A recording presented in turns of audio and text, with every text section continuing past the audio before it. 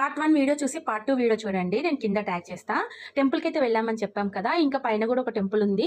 అక్కడ చాలా బావుంటది అని చెప్తే సరే అని వెళ్దామనే ముందు పిల్లలకి ఆకలైంది అని చెప్పిర్రు. ఇంకా స్నాక్స్ అయితే తెచ్చుకున్నాము.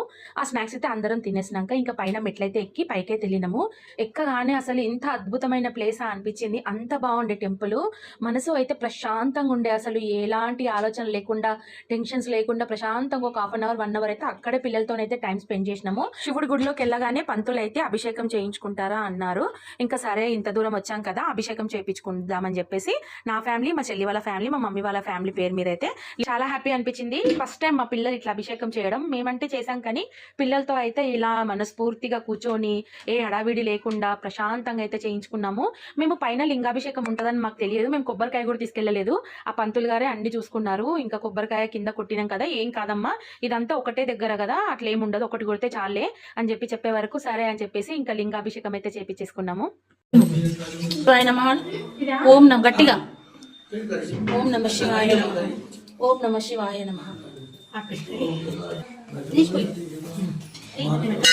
ఓం నమ శివాయ నమః అను, ఓం నమ శివాయ నమః.